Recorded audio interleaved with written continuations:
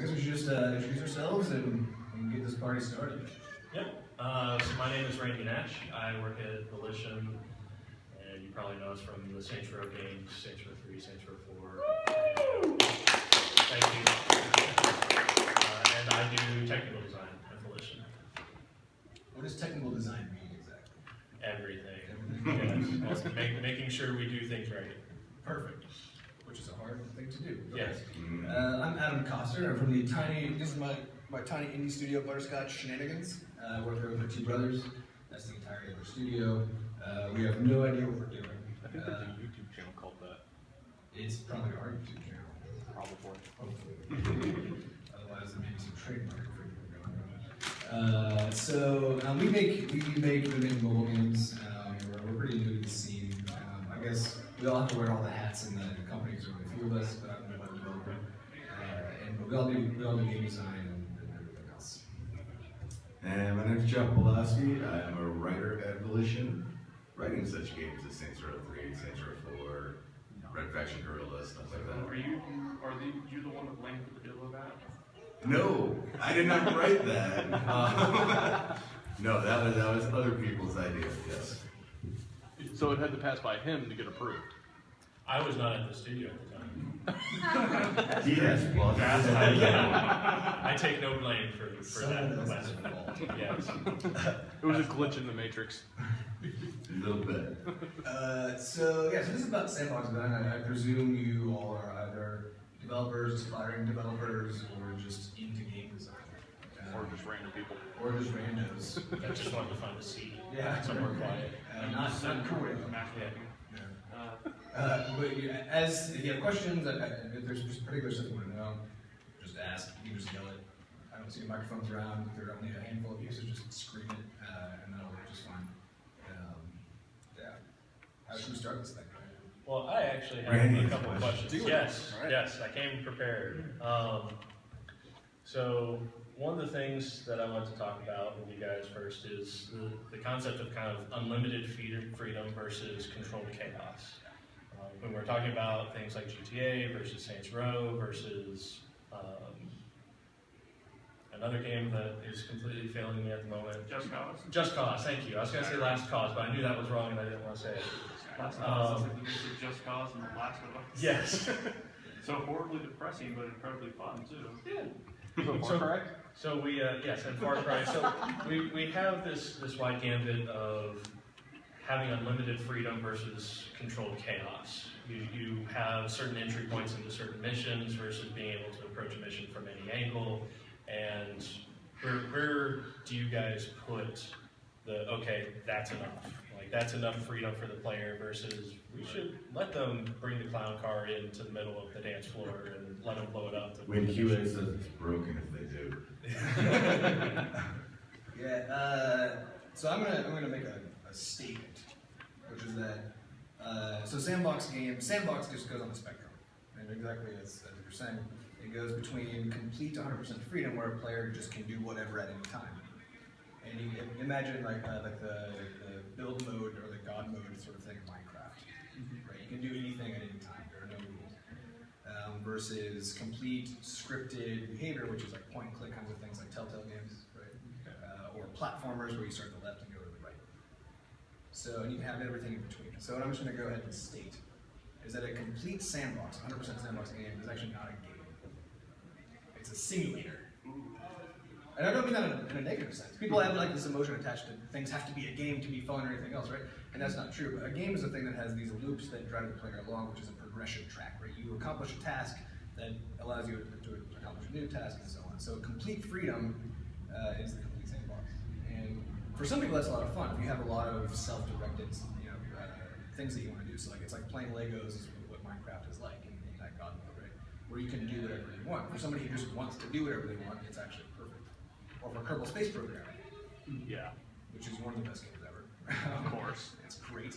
When it originally came out in their alpha version, it had no campaign. There was nothing. You had all the rocket parts, and it's just like go play, right? And it's still fun, but it's very, very hard for somebody if they love that and love the genre to actually like start playing and continue playing, because progression is how you have a sense of success. Like we're accomplishing tasks and becoming more powerful. training somebody with a line of M&Ms. Yeah, exactly. Adam it's- West. So if you have too Or, many steps, then it can become boring and not very fun. And if you don't have enough, then it kind of becomes boring on that side. So for us,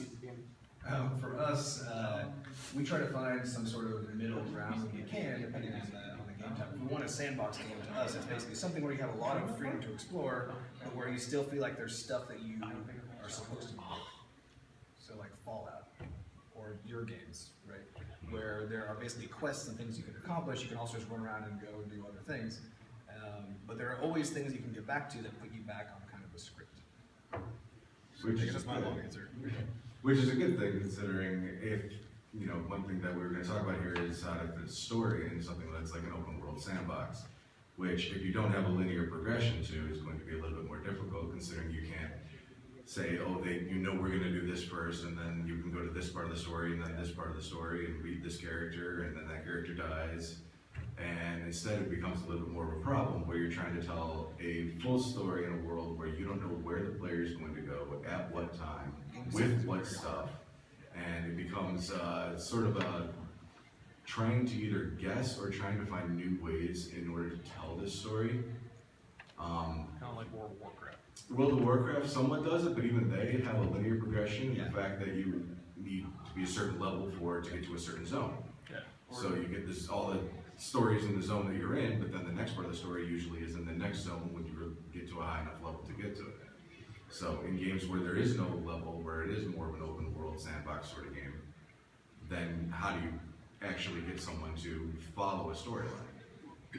Which I'll get to at some point. Right. It's very hard to have a 100% sandbox game that also has a story for all of those reasons. Right. Yeah, and game design is super hard. It's 100% sandbox.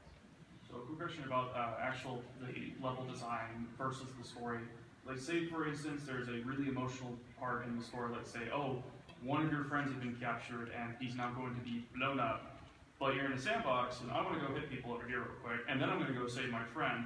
Would you actually put them in a mission automatically when that scene happens as a here, go save your friend real quick, then you can have all the fun you want without trying to take away from player freedom of, well, my friend's over there, but I think he's okay, he snuggled up to that nuke. I'm gonna go collect a couple things over here, then I'll come back. He's gonna be fine. That's actually something that we do have to deal with a lot, and you either have two choices in that. If you want to continue that emotional investment and make it something that's more of a urgency to it, you do usually need to drop them directly into a mission. Because at that point, it's the only way you're going to keep it. The other idea is basically never setting up a moment that's going to require a timer. Yeah.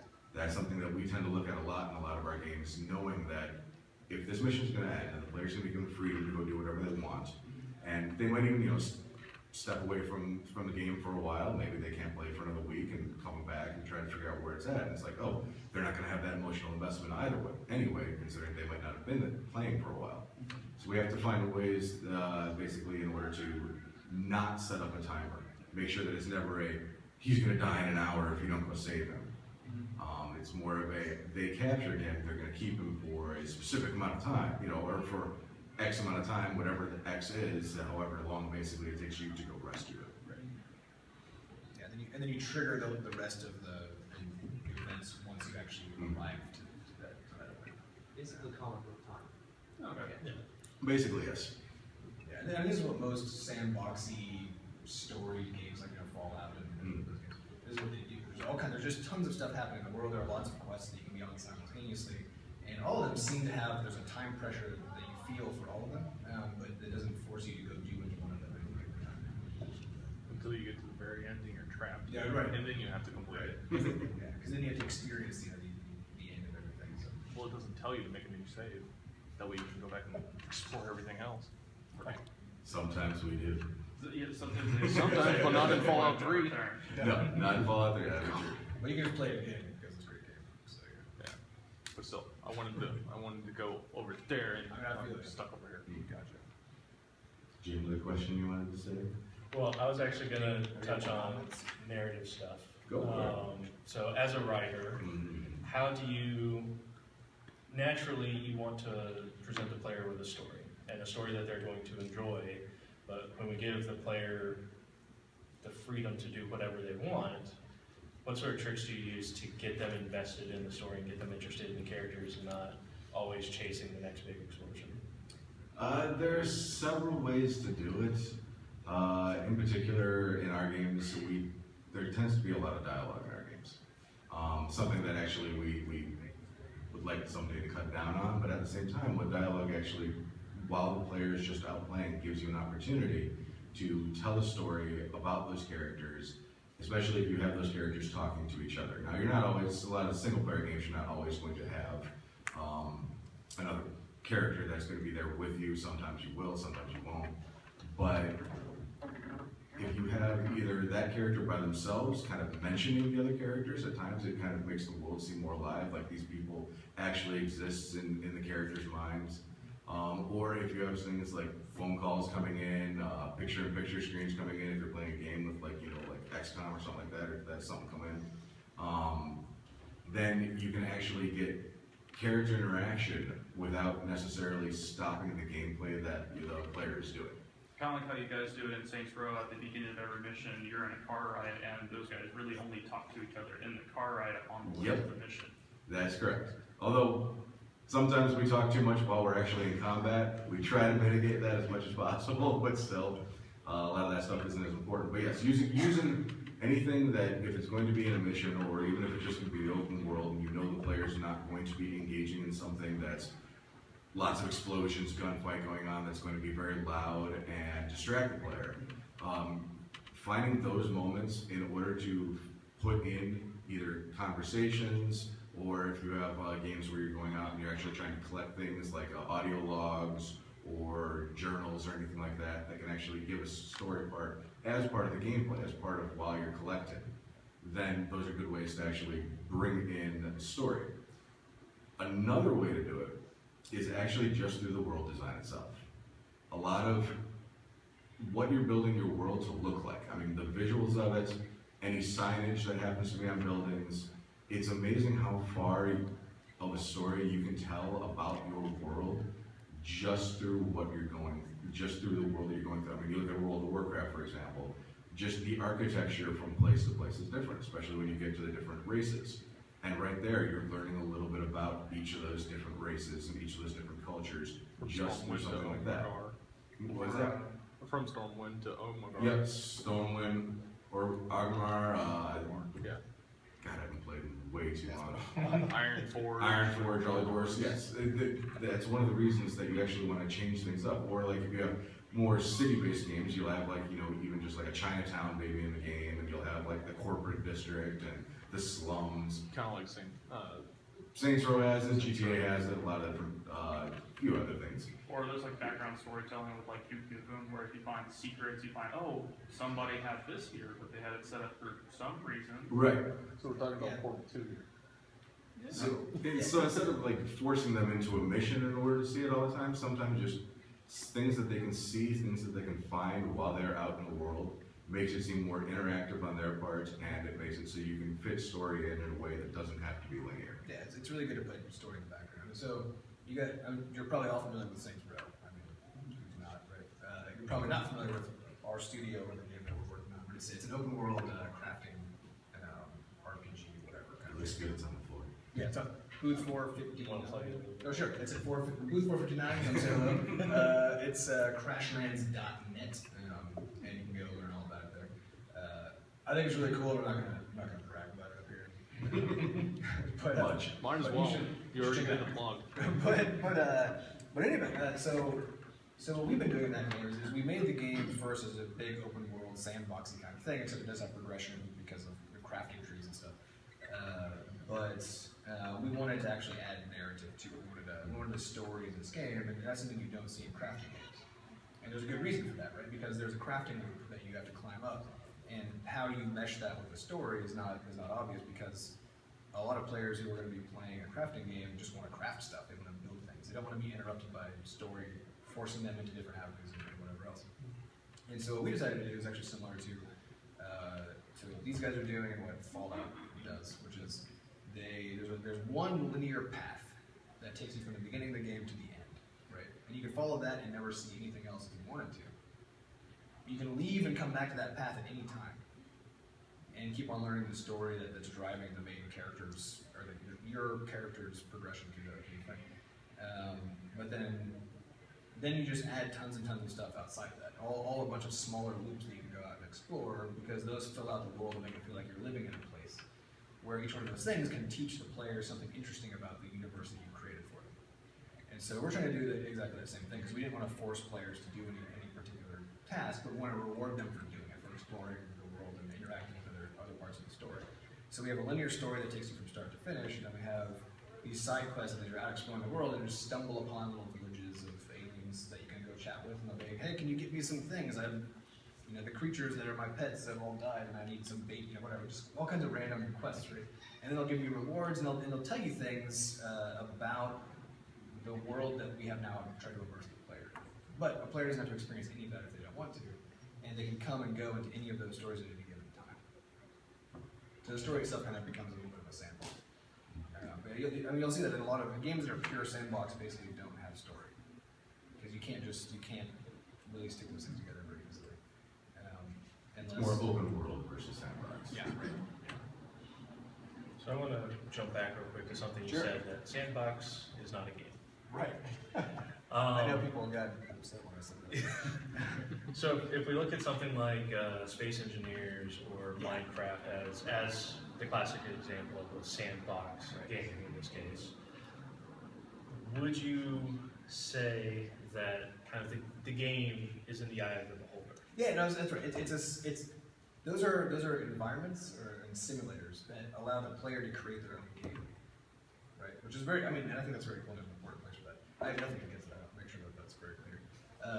But again, from a game design perspective, the people who made that, they made a game engine that players can come in and they can develop their own stories, their own tasks, and do whatever they want in that world. And those are really fun. Those can be absolutely great. But in terms of being a game designer, trying to design the entire game experience for somebody, where they're supposed to walk through that and experience what you called the game experience. To me, that's just a different thing entirely. Okay. What's missing is a win condition. That's why it's not really a game. Right. The game is defined by having some win condition where you have completed the game. And with big sandbox open things like Minecraft, there is no win condition for the player. It's a toolkit for making their own set of win conditions. Right. So if you go out and play on someone's server, they've set up their own world, they've maybe set up an adventure for you to play through. Yeah, and that person has made a game for you. They've made a game for you using In the context of Minecraft. Right. Exactly. Yeah, like the adventure packs for Minecraft. So jumping over to you real quick, Jeff. Saints Row, lots of explosions, kind of almost the Michael Bay Almost video like game that, yeah, sometimes. let's say. Especially when you're able to cheat for more explosions. Indeed. Larger Is there a lot of explosions. lens flare though? No, we missed the lens flare. That's where There's a little bit of bloom in there. Some bloom? Okay. There is bloom. You don't have lens flare, at least have bloom, I guess. That's our So- so much fun. When we're talking about Saints Row, we're talking about all the explosions. How would you keep each explosion new and exciting and not just wind up with old hat explosions? The situation. Whatever the situation is that the player is, whatever is being exploded, how they're doing it, what's fighting them at the time, where they're located. It's basically sort of just a piece of all these different parts together and figure out what sort of explosion can work best at the time. So kind of like the opening to Saints Row 4. A little bit, yes. But there's an important question to take a step back, Yeah. which is, can there really be too many explosions, and does it really matter if they're not all the same? Talk to Michael Bay.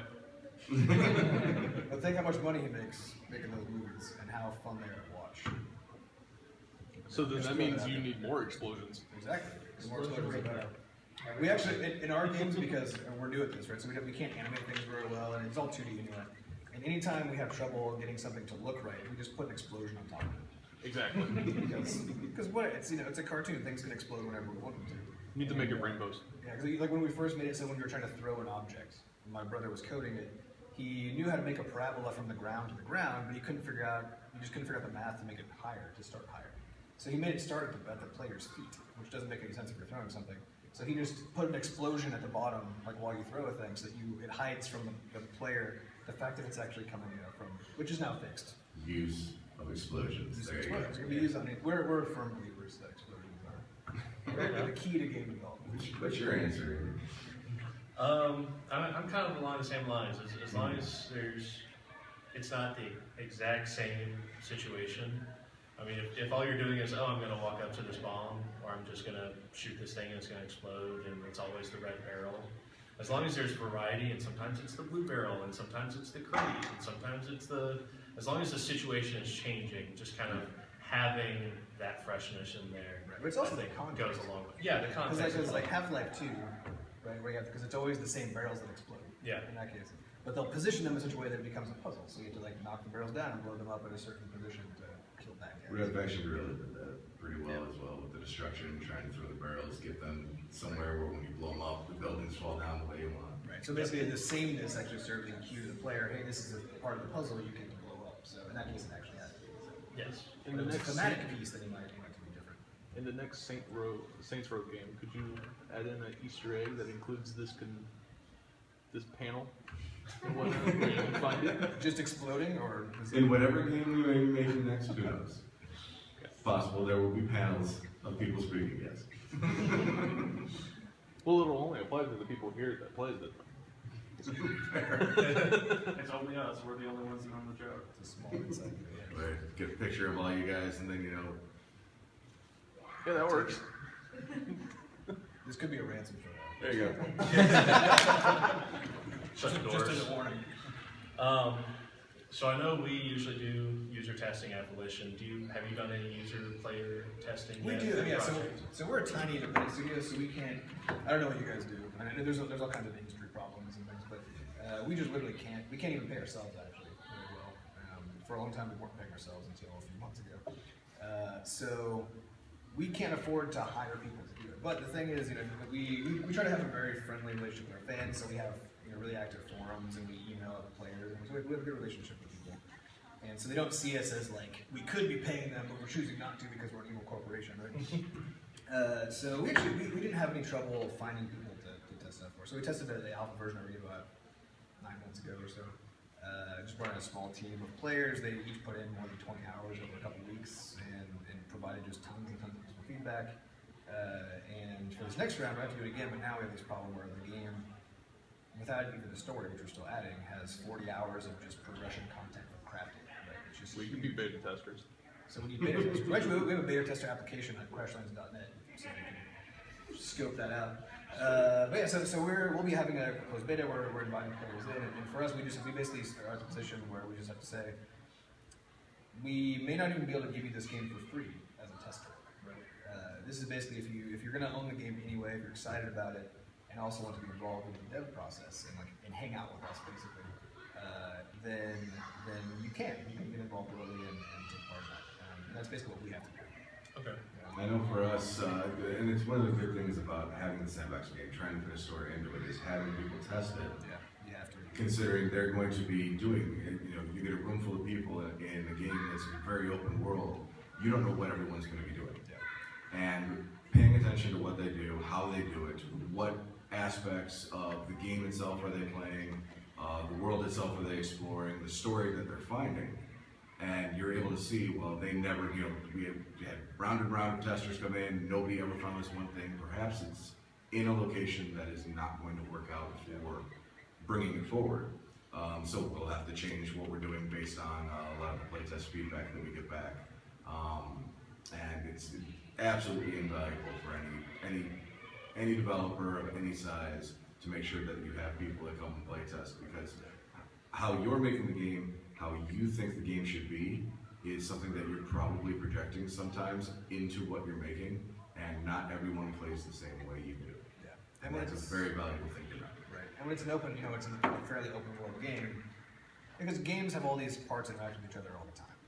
And when a player can kind of be anywhere at any time, at any level, at any part of the story, when all these, that basically means you actually as a designer, you can't design or plan for every scenario that a player could possibly experience. And when your game launches, if you're lucky enough to get an audience for it, you can have millions of players. And so any edge case that could possibly exist, even if it's 0.1% of the time, it's going to happen to hundreds or thousands of people. And so a lot of it is you got to be ready to catch bugs once you go live. And and fix them as fast as you can. Wait. And so we emergency patched like 4 or 5 times the first week after every launch. Because people just find stuff that we would never have dreamed they could even try. I mean, there's one, we had a weird bug in one of our games where if you returned exactly 270 degrees, and it was floating point numbers, that's almost impossible. So 270 degrees exactly, and you jumped down a certain edge off of a ledge to the next level, then it caused the game to crash. Right? Nobody should have ever found that. We had no idea it was there, but we had millions of players in the game. And so suddenly we started getting bug reports. Hey, this is happening, I have no idea why. When I jumped off the edge, we had to go track down that bug and found, oh, it's exactly when you turn to a separate. Like weird stuff can happen, and that's in a simple game. And this is these games are hugely complex. So for us, the testing is all about, we don't want to tell our players really anything. We want them to jump in and just try to break the game. And that's what we tell our testers is, try stuff that seems like you shouldn't be allowed to do it, right? And tell us what happens. Go places you think you're not supposed to go. Try to use things on things that don't make any sense, right? Just do all the things you can think of, and then tell us when it actually breaks. Players will always do what you do not expect them to do. They will. Kind of like the landmines in Deus Ex, where what they do is that they'll throw it on a wall, and then they will actually explode the mine on the wall and jump out of the boundaries of the game. Oh yeah, we have people do that in Red Faction Guerrilla. They throw the sticky mines on the back of their vehicles, get in the vehicle, and then explode it. We would shoot the vehicle up mountains and over and past the boundary of the game. Like, they will always do what you do not expect them to do, especially in a game where you're giving them complete freedom like a sandbox game. They'll find all the exploits and they'll post them on YouTube so that everybody else can Yes, exploit them. yes, they will. That is actually the perfect segue into my next question. Oh, Awesome. So, This was all planned, by the way. yeah. So, how do you guys deal with the griefer? The guy that is intentionally not having fun to break the game and cause people headaches? Trolls. Yes. Yeah, I guess my answer is easy right now, so then I'll let you take over. Go for Which it. is that we don't have any multiplayer in our games yet. And griefers only matter in multiplayer games. We're about to come out with a few that are in the pipeline. And the only reason we don't have them games yet is because we don't want to have to deal with griefers. Because they suck. They're the worst. But with our games, with single player games, we just say, if you're going to screw around with their game and do things that you're not supposed to, and hate us for it, because they will, they'll hate you for things that they're not even supposed to be doing. And we get some pretty nasty emails, you know, I'm sure. You guys probably have a team to deal with that for you, but we have, we deal with some really just nasty emails. And for us, we have to let it just roll off, and we just say, players that do that to us, we do not care about. Good riddance. If they don't want to buy our games, if they get mad at us and won't buy our games forever, then that's a good thing. Right? So for us, it's just, right now, because we're not multiplayer, we just say, whatever, no big deal, right? When it comes to multiplayer, I don't know. We're making plans, but it's going to be... You do tend to have to keep in mind that people will do this. And it's a lot of, the most common thing in a multiplayer game is going to be spawn camping. Someone dies, they pop right back up, they get killed right again. It's keeping in mind, and a lot of the worst offenses that griefers can do are well known, well documented, YouTube video up the wazoo, crazy. And so you can find these things, and basically it's make sure that you're designing around them as well. Make sure that you're keeping in mind what your players might do. But like I said, you can't know everything your players will do. So it's kind of doing your best to take into account what people might be doing in order to cause other people grief. Because you don't want, you want everyone to enjoy your game. You don't want anybody quitting your game because somebody else is making the experience not fun for them.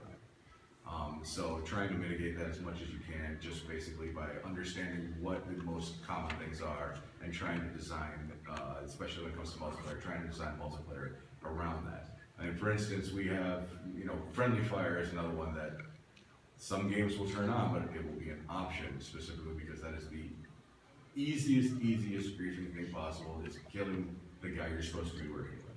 So that's one of the reasons it's usually always an option. Right. And a really good case study for this is Riot Games League of Legends, which presumably you all know. So League of Legends, like with any MOBA, is filled with some of the most toxic, horrible player-on-player behavior that there is, right? It's just, if you were in there in the early days, it was not a good time. Unless you were also a jerk, then it was a great time. But if you watch what they've done, it's been really interesting. They have a whole team of PhD psychologists whose job it is to do experiments. They have millions of players online who do it. And so they do experiments, or they do what we call A/B testing, where they try one thing, one population, another thing, the other, right? And they try to find things that they can do to get players to be nice to each other.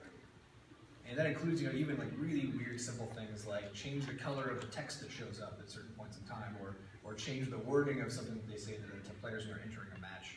And it's done these things where they've turned off team versus team voice chat by default. You can turn it on if you want to, but it's off by default now because that was one of the big sources of briefing. And so there's stuff you can do. I mean, you got to look at what people are doing. The biggest one is to make sure that from the very beginning, you're trying to think of you have to be a jerk, like take on the mindset of a horrible person, right? And you say, if I was a bad person, I just wanted to make people really upset, what would I do in this game that I made, right? And kind of just come up with a list, just like you were saying, and try to address as many of those as it can at the very top. Because as soon as when a place becomes toxic, it stays toxic. And so you need to, and this is what League of Legends is competing with right now, is they allowed it to be just a wild west of toxicity when it started. And they've been battling it ever since, because it was seen as acceptable behavior among the larger players who were there. So you have to find ways to just try to block it at the very, very start. It's like Reddit taking down a subreddit that, when Reddit itself is basically exactly, it doesn't make any sense. Free plays. Right. Right. Reddit is also a source of toxicity, right? Exactly. And it always has been, and that's kind of expected there.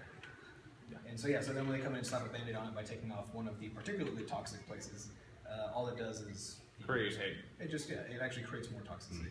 So would that be a good thing if, say, you were a beta tester and you're saying, all right, I'm going to give the ability to do anything that you want in this multiplayer game just to see if we can do something that can help either make the game better, or I want you to break the game as much as you can, go be a griefer. Just like, here, beta tester, go be me. If it's not player-on-player griefing, then yeah, that's fine. You should never ever accept player-on-player toxic behavior, ever. If you have a way to detect it, you should ban those players immediately. Again, if you let it come in at all, it just stays there and it festers. I would say more of what if you use the beta tester to go, here, be find be ways as to bad do as it. you can. And that's something that beta testing actually can find, especially when you get to closed betas or open betas.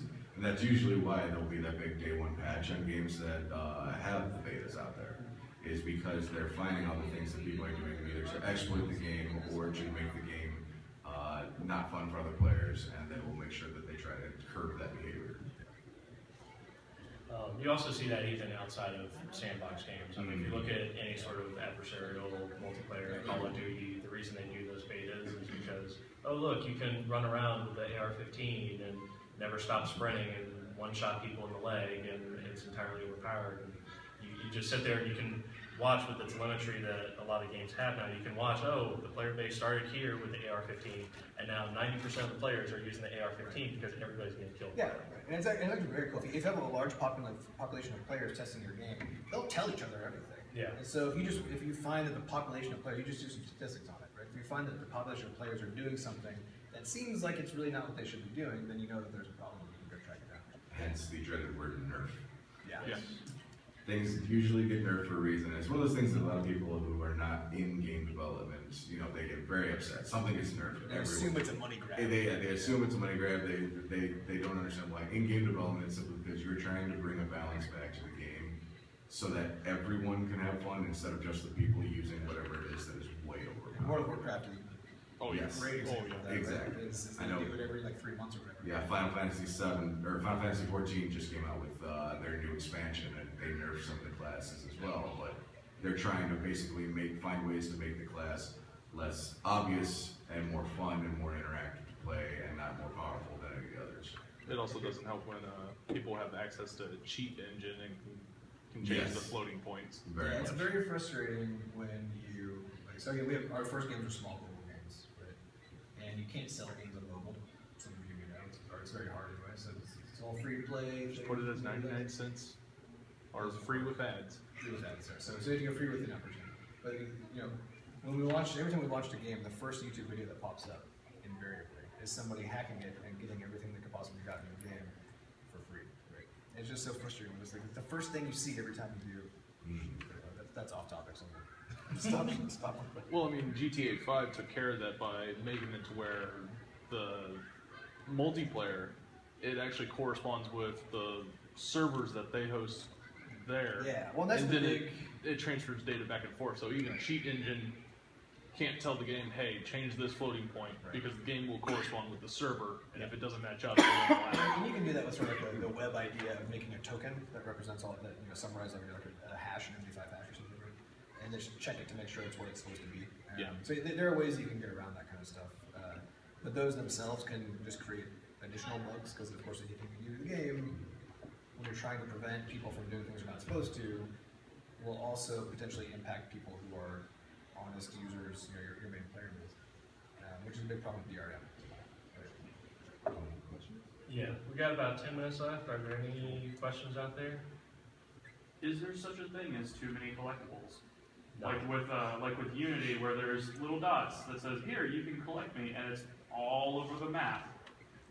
Collectibles, it depends on whether or not it's required to finish content in the game.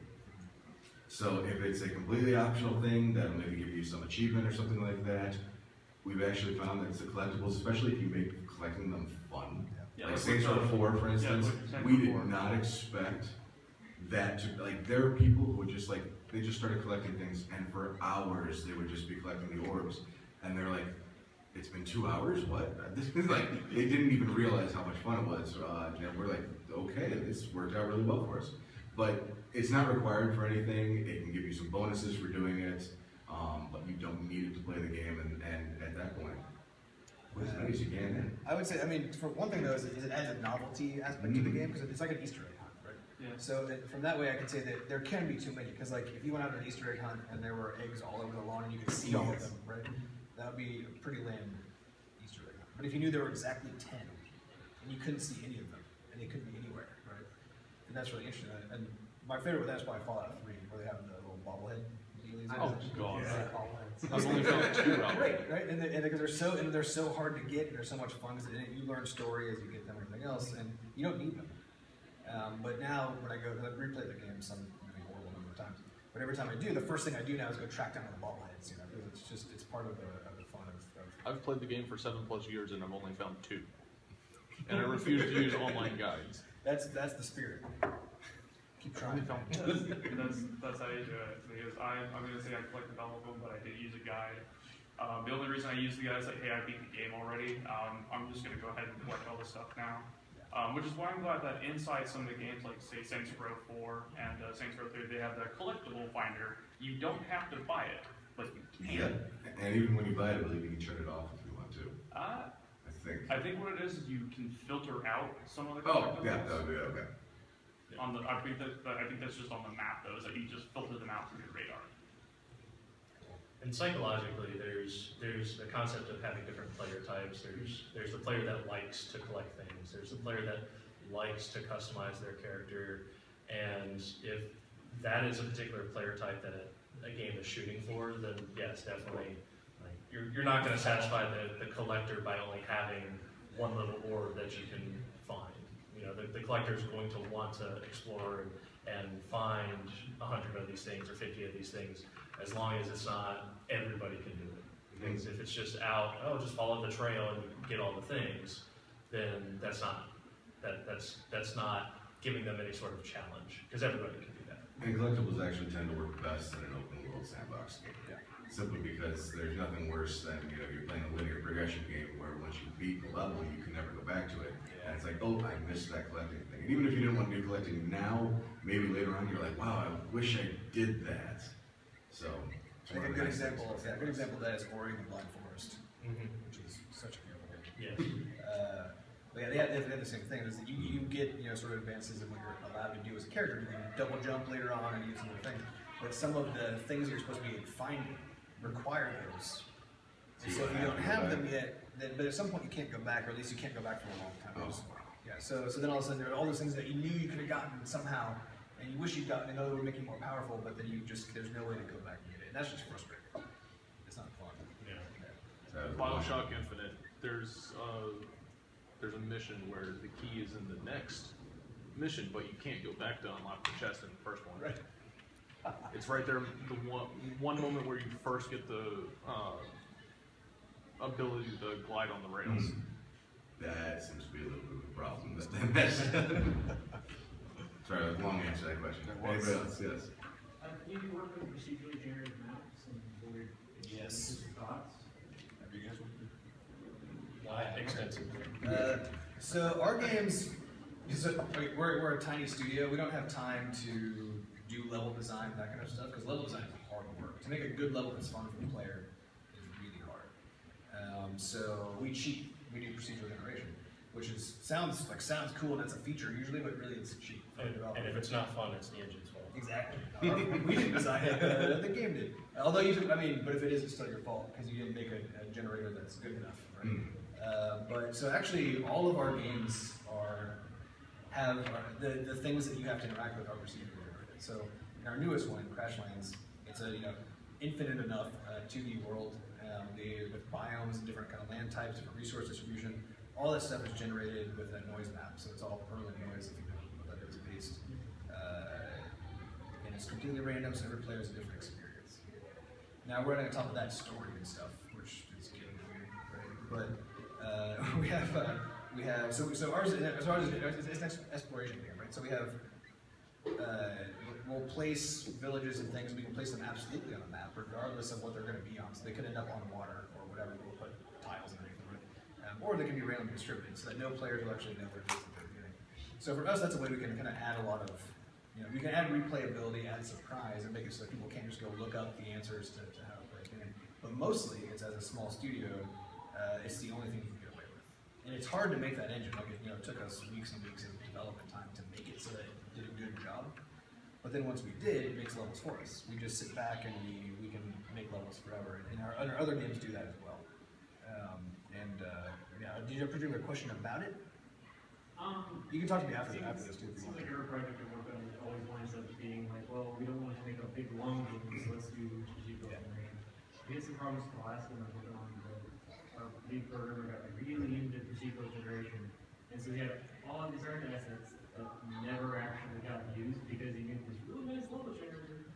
But that was what we call it a tech demo afterwards. It's like, hey, you basically just wander around the line. Yeah, well, that's exactly it. With procedural generation, because you lose control completely, or mostly. But if you have procedural generation with defined components, I can't remember the game. There was somebody who gave a really good talk at GDC this year, so maybe you can track it down. I don't know about it was some sort of like a retro-ish sort of space game where you fly through this maze. No. No Man's Sky? No. It was a 2D thing. But in any event, it was all 2D. It was all made in 2D. But he has defined rooms that join them together. So there are defined places that when a player gets to, they know what the room is going to look like and how it's going to behave. And that's where they put stuff that was important to the player. So if you want to have things with narrative and that kind of stuff, and also procedural generation, you can't be pure procedural. You have to mix the two in some way. So there's also a long answer. Good. Do you guys use a lot of tile sets as volition? A lot of tile sets? Yeah, like for your environments and buildings and stuff? We have a lot of assets that get reused. We do a decent amount of reskinning as well, but a lot of it is sort of the set dressing around it that kind of makes it feel different, but it's really the same asset. So this one has the trash can and the piles of garbage out front, and the other one has nice flower pots, and even simple things like that can help break up the monotony of the same building over and over and over across the course of the You just need just enough of a surprise. Yeah. Or you can have the broken shillelagh and have the interior. Yeah. Yeah. Any other questions? I had a question about doing things like enemies and NPCs that you encounter. So I know in a sandbox you see a lot of things. So how do you approach developing things that you interact with so you're not walking around one area and here's these NPCs and you travel 5 miles across the city and oh look, it's the same guys and you end up fighting the same groups of enemies over and over. A lot of that is controlled with just markup data that's placed around large environments. So especially when you're talking about something like Saints Row 3 and 4, where you kind of had the slums and you had the rich area, you had the downtown area. A lot of that is just marked up with data that says in this volume should be business class type pedestrians. And over here, these are the slums. And then there's a whole set of rules and essentially just buckets that were like, here's the cars that are valid for the slums, and here's the types of peds that are valid for the slums. And then there's a whole system that just says, oh, I have some free memory and there's not enough pets around, so let me just grab some here and just spawn them on the sidewalk for the player. Or also when you have different enemy encounters, it would also be about creating basically a bunch of different modular encounters that you can once one is fought by the player, basically setting sort of a timer on each individual one. So if this is recently shown up, it's not going to show up again until 4 or 5 more other encounters happen first, and then it goes back into the pool of which one could be generated there. So yeah, definitely having some sort of timer on things like that to make sure that we do the same thing with the voice lines, for instance. A lot of our line situations, they only have maybe like 5 to 15 total lines said by that person, but as long as they're not playing, like every time that situation comes up back to back to back, we'll put a timer on and be like, if it hasn't played this line in the last 5 minutes, now you can play this type of line again. It's like when you Same shuffle thing for music. encounters. Yeah, it's like when you shuffle music and get the same song twice in a row. Right. I feel like it's not really random. It is, but it feels like it's gonna have to. So even for a procedurally generated thing, you can solve it basically the same way. Instead of having an area that we define, we have basically parts of the noise map, certain values, certain ranges of values that are generated, that we say certain creature types are allowed to spawn in these places, and certain land types are allowed to be in the same place, and those just match, so that when you get to a certain land type, you're like, oh, I kind of know what's going to be here, right? And so it adds some predictability. But then for mobs, because if you don't have complex mobs where they actually can say things, but ours are not complex, they basically fight you and that's it. But the key there is to make sure there's always some element of surprise, something unpredictable, so that when the player goes and fights a thing, where they say, I fought this thing 100 times, I know what it's going to do, they still aren't exactly sure what's going to happen. And so that can be by having a random scale of how difficult it is, somehow signaled by the size of the creature, or have a small number of attacks, because we get away with just having 2 attack types for every creature, but there's one base one, and then every once in a while they'll just do the other one. And so it makes it so that when you're fighting the thing, you're just never quite sure what's going to happen, and it makes you always a little bit off balance while you're playing, and that's enough to drive your interaction with that thing basically forever. A surprise. We're actually. Are we? I think so. It's 12:40. Doesn't even matter. I don't know. If there's something after us. Okay, should we just close it up? Yeah, sure. So, go ahead. I'm in booth 459, whatever, 400-ish, 459 in the purple booths. We're talking about Crashlands. If you want to talk about development, just you can come. We love talking about development, so come chat with us. I know we've already seen a bunch of them. Crashlands.net, and step back. There's a few other Volition guys here doing other talks. There's even a nice talk tomorrow about like the studio culture at Volition, which is interesting. So, but if you guys have other questions, you want to stick around here and just like come on up and talk to us. Yeah. And also, be around. at 2 p.m. in one of these rooms, I have no idea, one of my brothers is also giving a panel on how to get into game design or game development. Oh yeah, some of our guys are on that And too. some of their guys are on it too. So check that one out. Thank you for coming, guys. Yes.